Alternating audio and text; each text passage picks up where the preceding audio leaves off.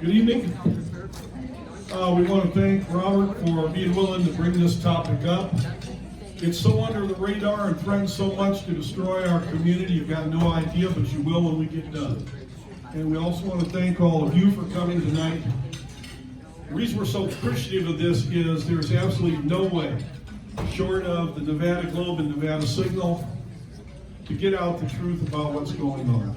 So we'll start. My wife and I moved to Reno 7 years ago. By the end of 2017, when we got here, the homeless count was 80. Okay, that was 7 years ago. Population of Reno in that 7 years has increased 14%, about 2% a year, and that's pretty normal. The homeless population in the last 7 years has increased over 2,000%. We've gone from 80 to 1,800. If we stay on this trajectory, mark your calendar for 2031, 7 years, because the homeless population will be 36,000 and we'll be done. And what do I say when we're done? So how is this influencing you? Well, right now, with only 1,800 homeless that they admit to, they're less than 1% of the population, and they're 20% of the crime. They're less than 1% of the population, and they are 40% of emergency services. Well, let me explain what a fireman told me about what that means.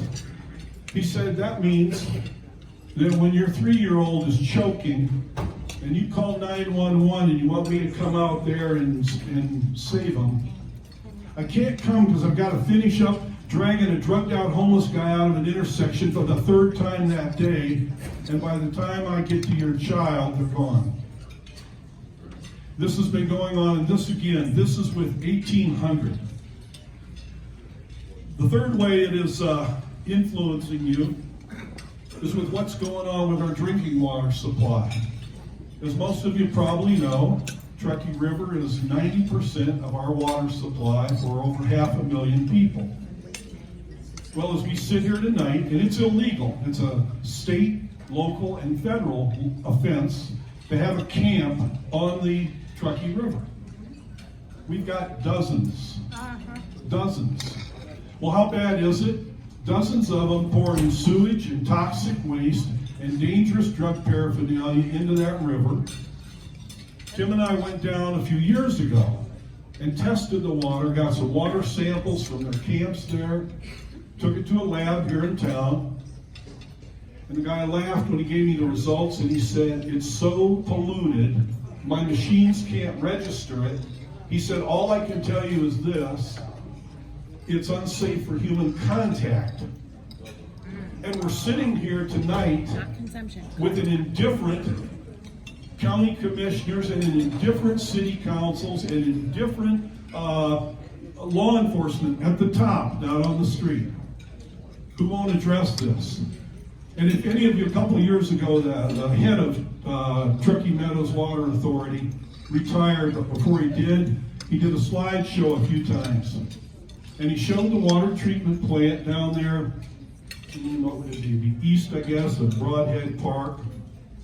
And they had video of the homeless who camp out near there. That's not enough that they can just foul up the river.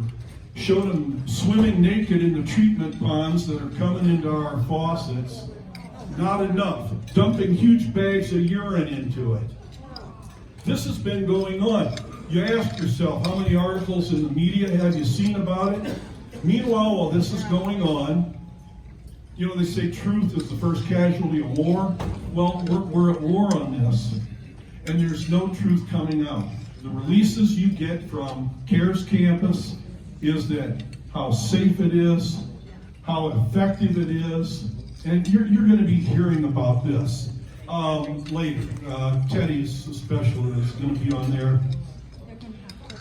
What we're going to talk about tonight is just two basic things. The real truth about homelessness. You're going to hear about the two categories, basic general categories of our homeless. Teddy works with one of them, Tim works with the other. I kind of go back and forth. And you're going to hear what kind of dangerous lies they're telling. And then also you're going to hear the relatively, thank God, simple solution that we could do that would stop this madness. So we're going to get rolling on this, but first, if somebody was up here and tell me all about something, I'd kind of want to know, well, what do you know that we know, that when do we know what you're talking about? And so I'll let Teddy and Tim and Teddy and then myself will kind of tell you what our own background is in this, just a few sentences before we get going. Tim, how can they trust that maybe you know a little bit about what we're talking about with the homeless problem? All right. How's it going? I'm Tim McGivney. I'll first say that I'm a regular working guy, so I don't talk all the time, so I've got my notes here, but aside from driving my dump truck or my water truck on construction sites, you might see me. You might see me at church or at my men's group. But about 9 years ago, you would have seen me out on the streets, running drugs, robbing stores, and once even on Reno's Most Wanted. Not proud of that, but that was my life then, and thank God that it's not now. Amen.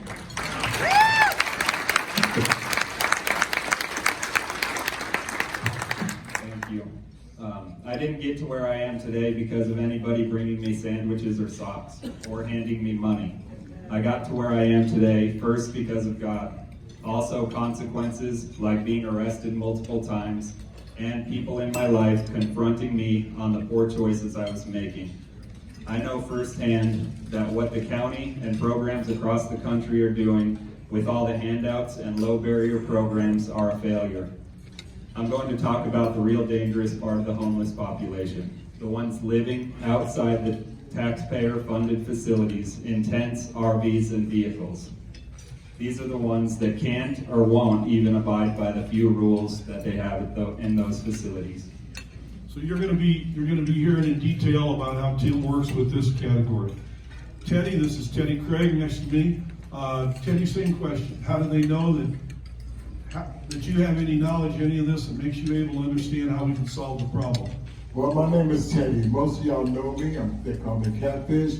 I come from the homeless. I was homeless for 4 or 5 years down there in Las Vegas. I apologize to all y'all about the people with the signs because we started that. Back in '83, they used to let us stand in front of the Imperial Palace and the Frontier with a sign. We couldn't speak to nobody, but we can hold the sign. And as you know, it got buck wild and crazy. I lived out there, I was homeless, and it was not nice. I was dangerous to people. I was heavy on drugs. I'm a heroin and cocaine baby. And so, you know, that was my life and that's all I knew. I'm going to be telling you about the different things that's going on down here at the care campus. On the 12th, I stayed down there all night. Even though I'm down there every day, I stayed inside just to make sure that I can bring you accurate information to the best of my knowledge and ability. And at the end, there will be a bunch of questions, and I'll be more than happy to answer them. Thank you. What we can guarantee is that anything you're hearing about the CARES campus could not be a bigger lie. The little bit of copies you've got at your tables there is a copy of an op-ed that ran about the homeless campus last week, and it tells more about it. If we're looking at, so we know the problem is a mess and out of control. Well, what's causing it? Well, there's 3 things basically. And the first one is a misdiagnosis. If you go to the doctor and he diagnoses you wrong, then the treatment he prescribes is not going to cure you. And the homeless have been misdiagnosed. Here's what they're not. They're not hungry. Not with 27 food pantries you can go to every week, any one of which gives you more food than you could eat in a week. Yep. On an armload of organizations, including the tent, that serve hot meals several times a day, and then churches who go down there again with the socks and the sandwiches. So they're not hungry. They're not lacking for we're willing to work. Right now, Taco Bell's begging people to come in at $16, $17 an hour, which leads to the fact, well, are they lacking housing? I don't know, to take somebody with no skills who's been in drugs for too many years and say, you deserve a job that makes enough to pay a nice apartment for yourself. No, they really don't. But two of them get together working at Taco Bell and put that $16 an hour together. Now we're at $32 an hour. Now we're at about $5,000 a month. You bet your life they could rent an apartment with a $68,000 a year to work with. Now, and this is their, but you don't hear about this. You don't hear about this. What you are going to hear about the rents and what they're not paying will blow you away. Food stamps, so yeah, another way they're not without money. I don't know what you know. Anybody know about selling food stamps? Hopefully you don't. You go to federal prison for it if you get caught. There's no such thing as nobody on the street who doesn't have any money. Not the worst off homeless person you've ever seen doesn't have any. And again, let me back up a minute on my own background. I started working with the homeless in 1973. That's a long time. Worked with them in 6 huge urban areas, including Midnight Mission and Skid Row in LA. 50 plus years, and then my wife and I ran a nonprofit program for about 8 years that actually did it right and got people off the street, got people working again. But the problem is that they don't want to stop the things that are putting them on the street in the first place. And so this is never said. They're talked about like we need more services. You hear the talk about mental health. Well, mental health treatment anymore is not like some old movie where it shows rows of patients in nightgowns in beds. Mental health treatment pretty much consists of medication and going to counseling. And the head of mental health told me that in a 30-year career here in the county, not once, not ever, had anyone ever come and said, please help me. I need some help with my mental health. She said it's never happened in 30 years that we did not instantly start treating them.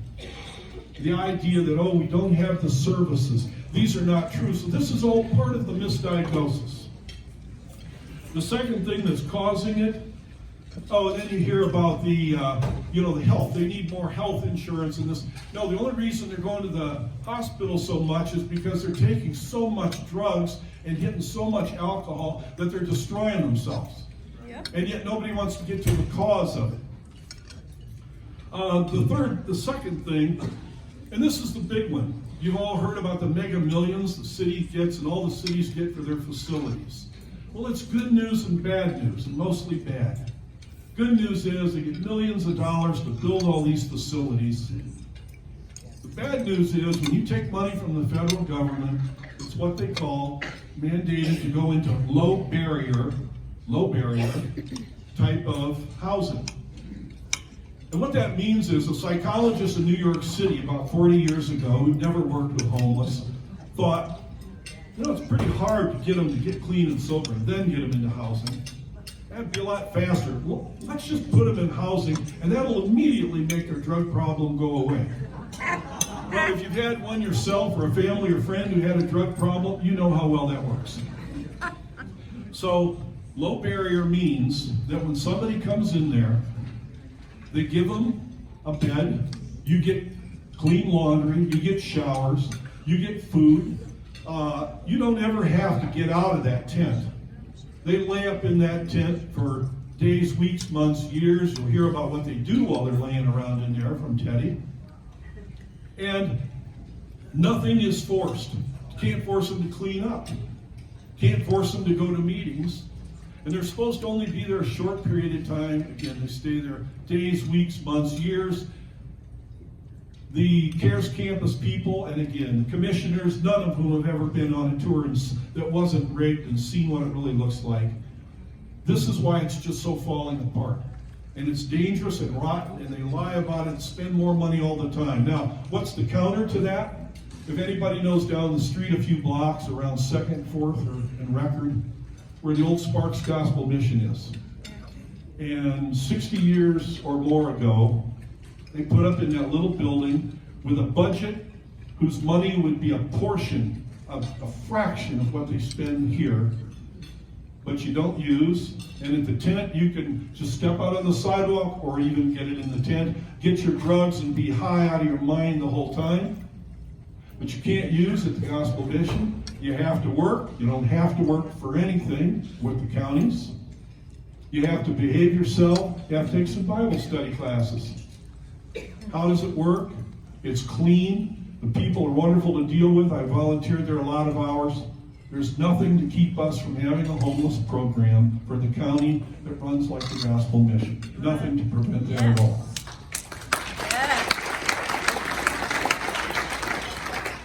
And the third thing that's causing our problem is people are mistaking pity for compassion. And all we do with our county homeless problem is we pity them. Well, you know, you've heard that, like they say, when you pity somebody, you look at them, they've fallen into a well, and you say, oh boy, I'm sorry, glad it's not me.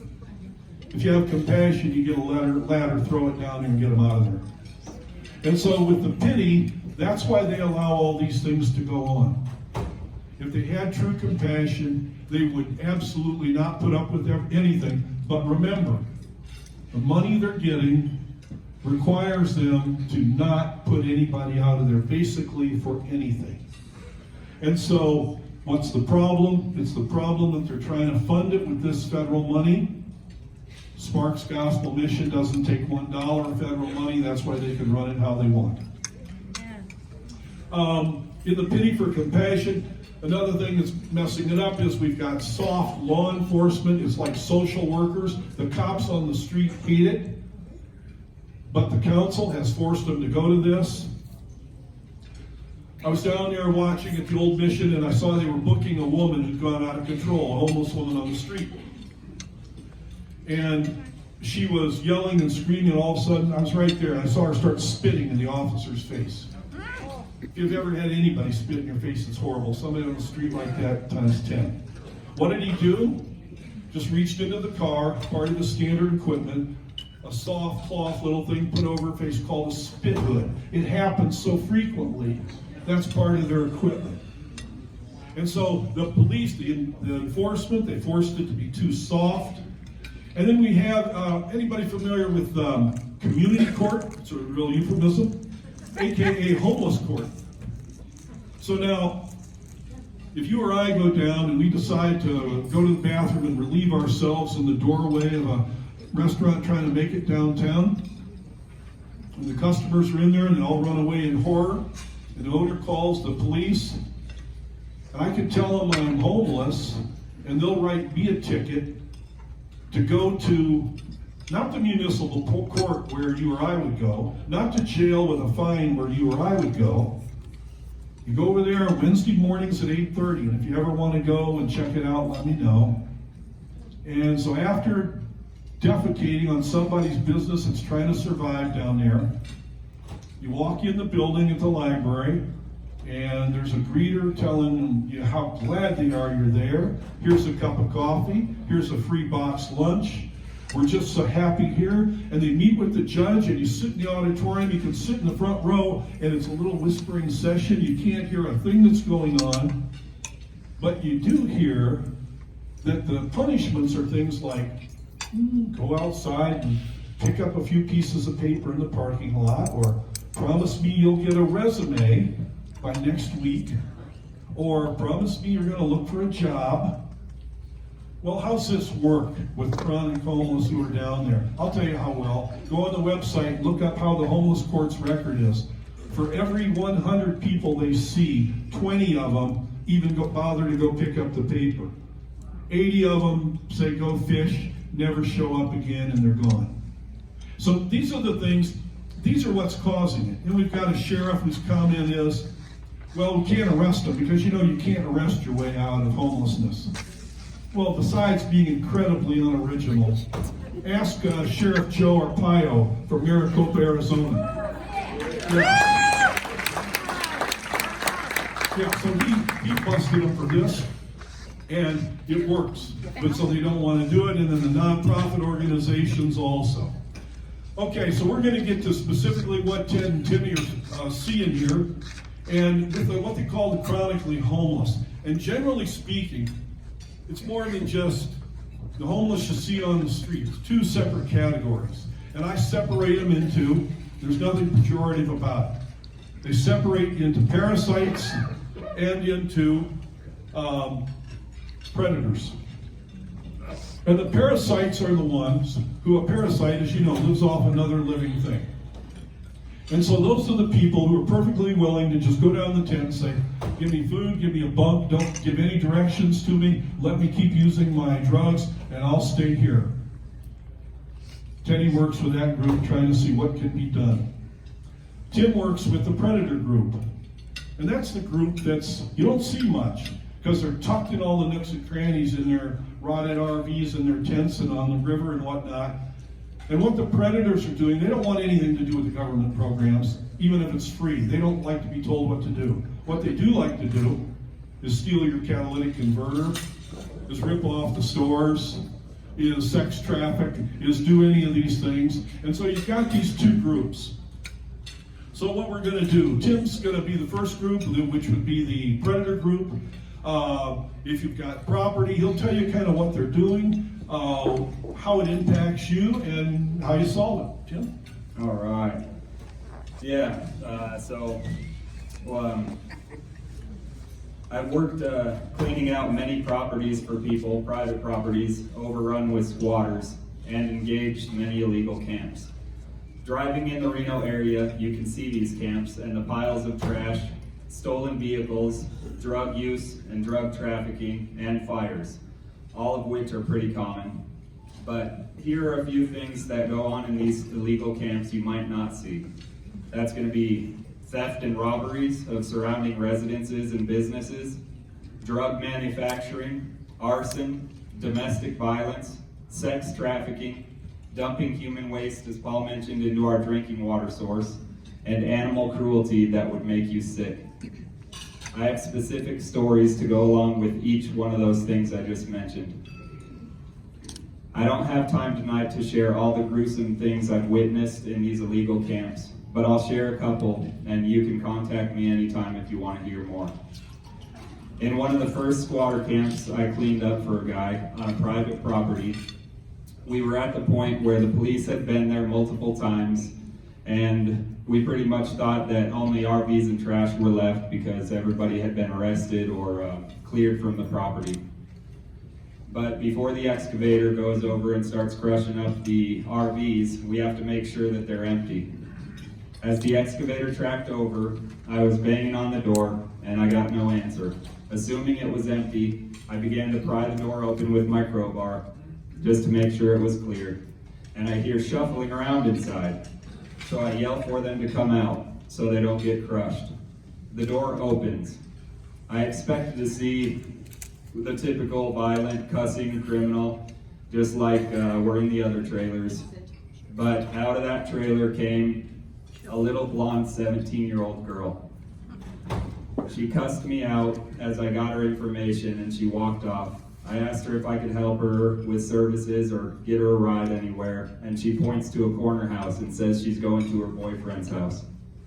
A girl that I had known from when I was on the streets, who's now a prostitute, she was up in the area, and she said that the house the girl was going to was a known meth and prostitution house.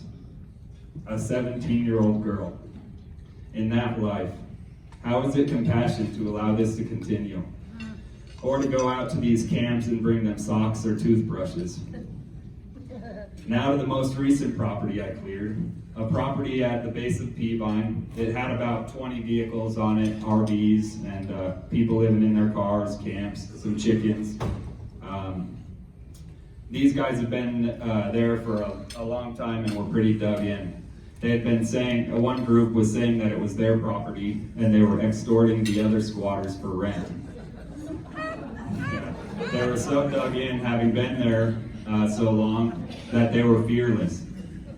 Meanwhile, the property owner was being fined over and over again by the city for having junk vehicles on his property. Thousands of dollars in fines. It was too unsafe for him to send any of his staff up there, and he wouldn't go up there because he'd been cussed out and threatened before. I can't give full details on this one, but what was happening was on one of the last camps there was a guy who was there saying it was his property, and he threatened my life twice. So the first time he said he'd kill me if I'd come over near where his property was. And so all that's documented. And then the second time he threatened to kill me, and he tried to do it with his vehicle, ramming my vehicle from behind and smashing into my vehicle as I'm going away from him, trying to crash me into a ravine that's up there at the base of Peavine. So that ended in his arrest. When he went, which was the better of what could have happened to him that day, thankfully it went that way, and he didn't lose his life. He left behind 3 dogs. So we're up there clearing his property, and animal control comes up, and they say the guy's first name, and they say, yeah, we know this guy, man, and they were just sickened by the whole thing. And they said they knew him from people calling on him for the treatment of his dogs, leaving them locked in vehicles and, in the heat of the day and things like that. It gets worse. Also, people were missing their dogs when they'd go hiking up in that area. Allegedly, from what I heard from the animal control, he was hacking them up with a machete if they got too close to his camp. We found remains and a dog head during our cleanup. Social justice warriors will tell you that it's dehumanizing to confront people like this and hold them accountable. I know from my experience, it's dehumanizing to not hold them accountable to the same laws and rules that all of us have to abide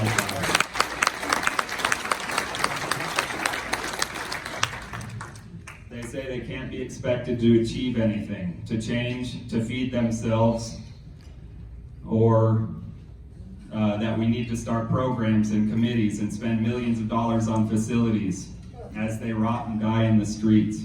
Now that's dehumanizing. When I was using and drinking and came up against consequences, it gave me an opportunity to consider the choices I was making. When people in my life spoke up that what I was doing wasn't okay, I knew that they thought I could do better. Allowing these camps to continue is ruining our community, and the people in the camps are suffering and dying. No one is winning, except for the programs that are getting millions in federal money and the radical groups that want chaos because it aids in the breakdown of American society. And to speak to that was back when Paul and I used to do work like this full time. We had Antifa organize against us and other radical groups protesting what we were doing in an attempt to hinder the work that we were doing. And what we were doing is we were so audacious as to tell the homeless that we're making parks like Pickett Park unlivable. We were telling them they need to get out, or we were going to citizens arrest them and have them removed. And how did they respond, Tim?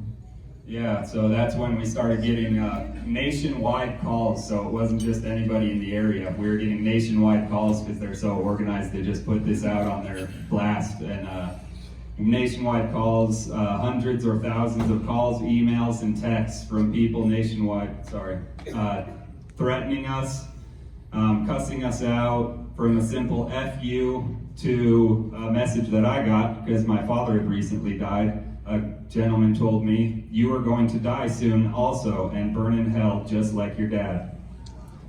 So I don't bring that up for sympathy. I bring that up for the fact that it's just a ruthless, unknowing, unknowledgeable group that's organizing against this. And what could they be benefiting from this other than the fact that they thrive off this chaos, as we saw with that camp up in Washington, Portland. Sorry, that was Oregon, Portland, Oregon, I think. Yeah, Olympia, that's the one we went to. But yeah, so that's what we're seeing.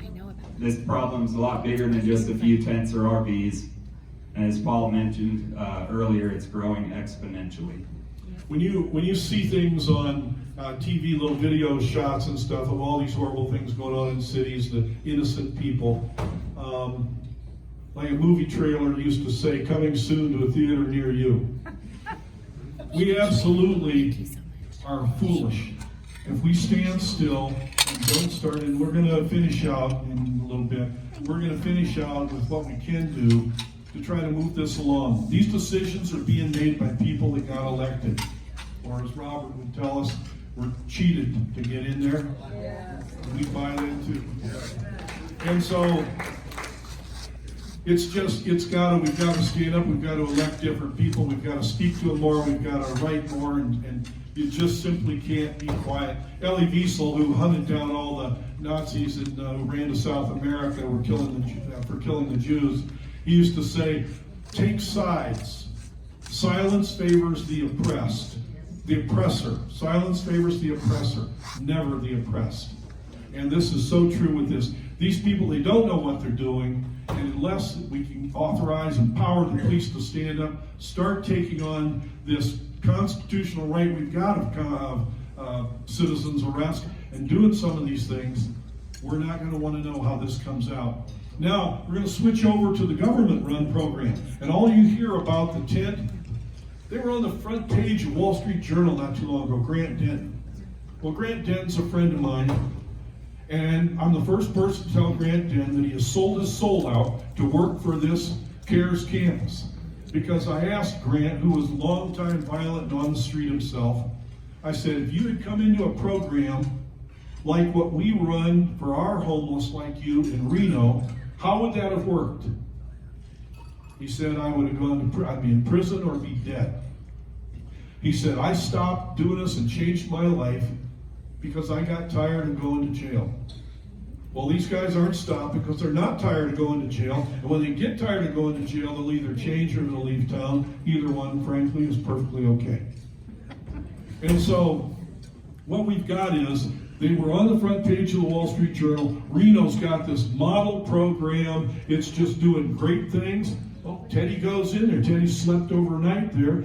And I asked Teddy to kind of take us along as he walks in off the street to get checked through the metal detector. We'll learn about that in a minute. And he's going to kind of tell you what you'd see and experience if any of us were to say to our spouse, well, honey, I'm not going to be at home tonight. I'm going to go sleep at the tent with 600 other good friends. Teddy, take it away. Now, like I said, I have been homeless myself. I did a big chunk of my time in prison, so I know a bunch of these people for being out there in the life. Right now, I'm down on 4th Street, Care Campus, the Safe Camp, quite often. Like I spoke before, I went down there on the 12th of this month, knowing I was going to be at this meeting, just so that I can bring y'all some accurate information. Down there in that camp, picture going into an Army base. When you go into the Army base, you see double bunks here, you're seeing a row here. Well, they got 4 sections of that. Each one has 175 to 200 in the first section. Then in the next section, it's the same. The third section is cut in half. It has a dining room or a little set area where they sit there, play cards, or drink their alcohol in soda cups, or, and they really don't pay much attention to them, argue over the domino games. And then the last section is where if you're the privileged ones and you work for them, as far as cleaning up somebody else's mess or something, they let you stay back there. When you go out front, they got this big smoking area where you can go out there and smoke your cigarettes, but don't go in the corner because, they're over there smoking a drug pipe. It is so much fentanyl down there that people are dying every day. The ambulance is down there at least once a day for guarantee sure. Most of the time, twice and 3 times a day. There's a lady down there who has a mental problem. And another lady was snoring in her sleep. Well, she cut her arm off. This is stuff y'all not gonna hear about. She cut her arm off because she was snoring too loud. People are dying from fentanyl. I have a friend down there that was down there. He was in West Care. He went into the program. He died of fentanyl. The fentanyl problem is very strong down there, and so is the gangs. Now, in the process of me being down there, I was down there. There's a 38, a 9mm, and 10 of these that I know of. I walked through the metal detector with this in my hand. Okay? I mean, just like this here. Walked through the metal, I didn't hide it or nothing. I walked out with, this is a machete. And they got some out there that's longer than this, bigger than this. Is both sides are sharp. And this is what people got in there. It is not safe. Teddy, where'd you get it though? I got it in care campus. The night I stayed down in care campus, on the 12th of this month. Kind of a housewarming. I mean, knowing a lot of people down there when I went down there, like I said, I know a lot of people because I'm well known down there. I look for people who is not belong there. Like a lady and her 2 kids, she got stuck down there because her husband went to prison.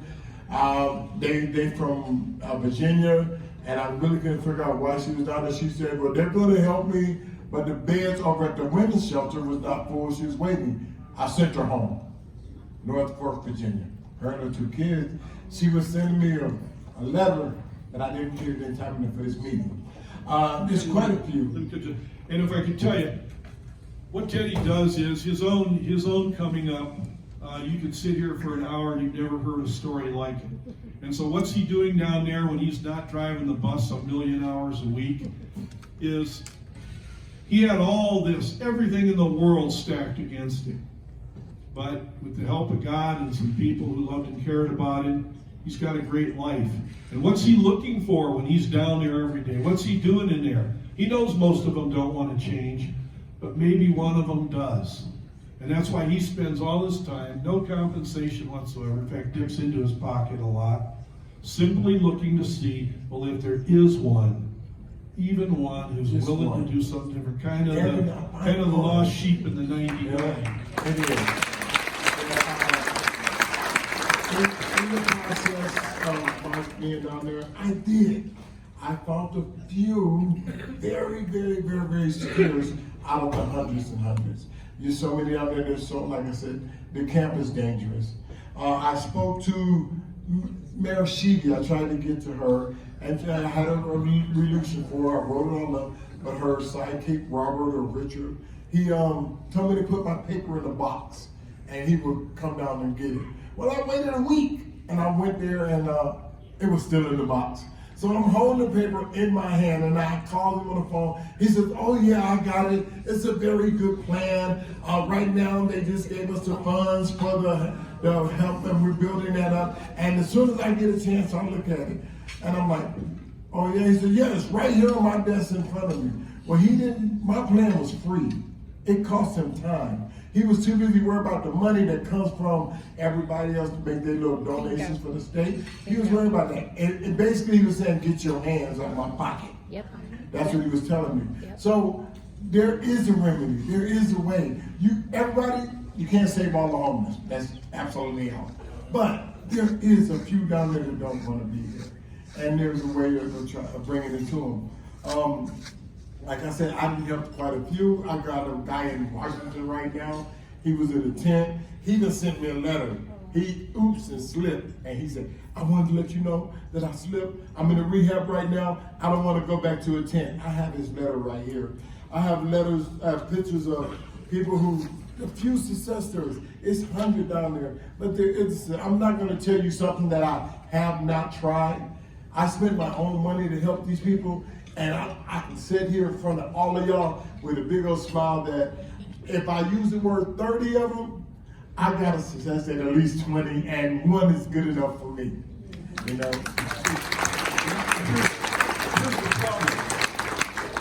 Jim and Teddy both extremely compassionate, extremely looking for the ones to help. But we're pushing 600,000 in our county. Like I said, given the next few years, we're going to be in the tens of thousands for homeless. We're not going to be saved. We can't clone enough Teddys and Tims to stop this. And we've got to take that money, we've got to make a systemic change in this thing. So Teddy, if you could, on this to finish, if we could get to, you stay in the tent, and then you move into a safe camp, so-called. That's exactly where I'm And then where it goes. Well, so where do they go when they go there? Now remember, all that's being put out by the CARES campus is the success stories. I've challenged them to show me one. Again, over 50 years of working with homeless on the street, how many what I call legitimately homeless have I come across? Legitimate as in doing everything you can to take advantage of available services, being clean and sober, and work. Folks, in 50 plus years, 0. I've gotten some off the street, a good number, who I'd say, look, here's what you could do if you're willing to do this. Here, the offer I made to the city council was, you can't show me one homeless person in our county who's willing to stop using, work, and obey the law, and in 72 hours I can have them employed and off the street. They ignore it. I've done it a number of times, not with anything they recommend. So, Teddy, if you could quickly tell them about the Safe Camp and where they go from there. Safe Camp is right on the side of Care Campus. Safe Camp is where even the FBI uses it sometimes to hide out a victim for a crime to go to court. But if you come into the Safe Camp and you stay there a year, they put you in a place for 10 years.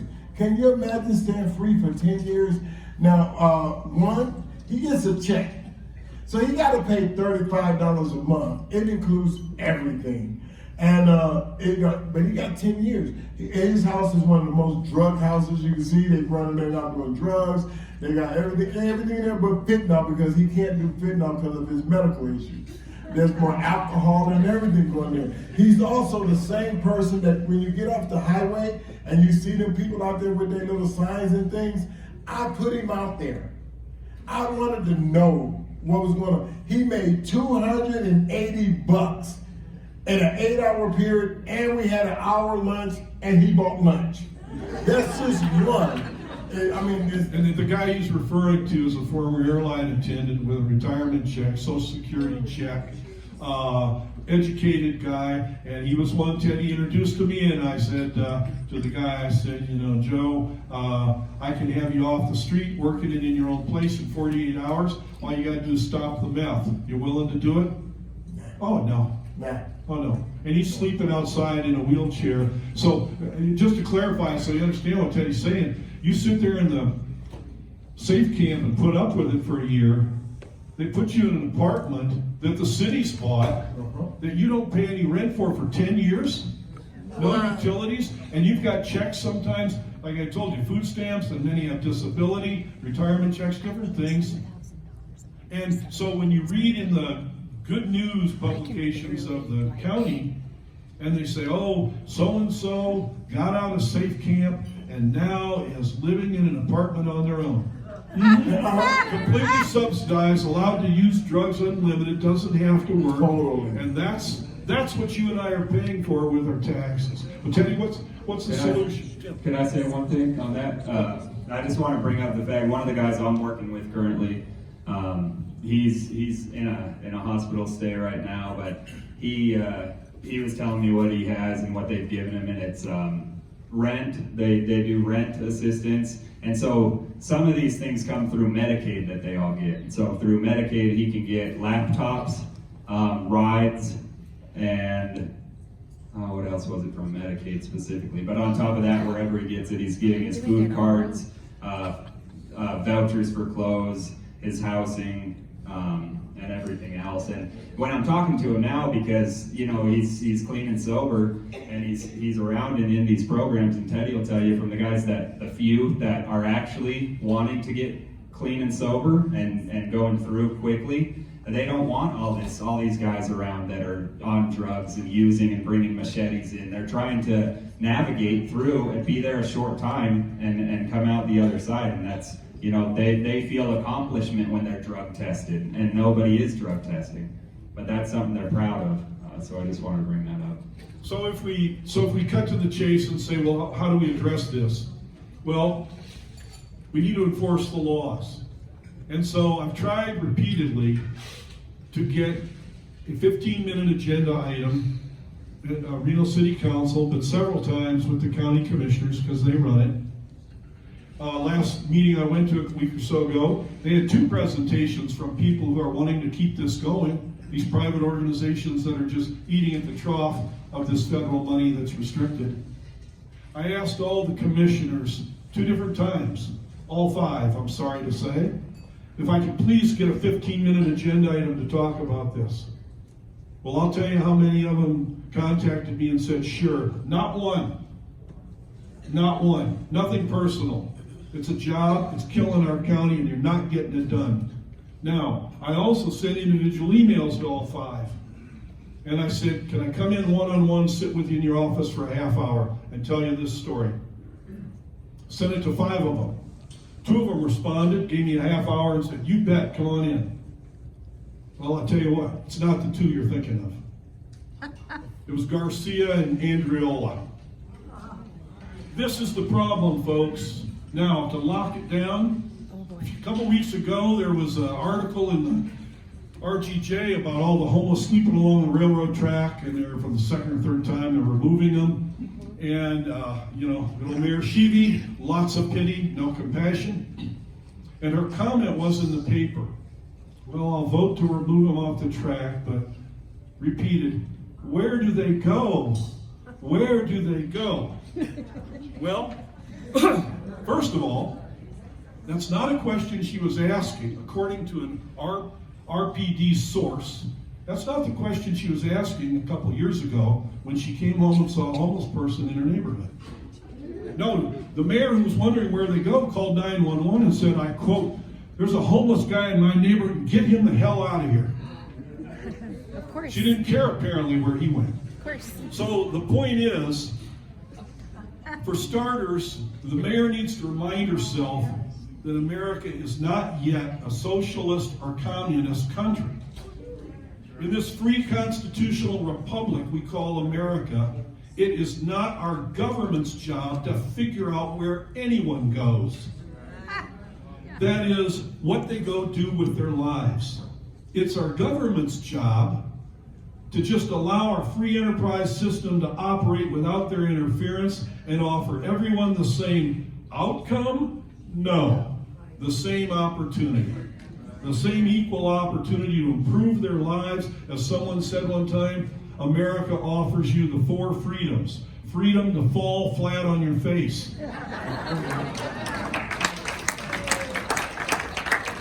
So, but to answer the mayor's question directly, where can they go? Plenty of places, the homeless. They can go to work. They can go to a 12-step meeting. They can go to a lot of the clean, sober homes that are out there that do have some rules because they're privately funded.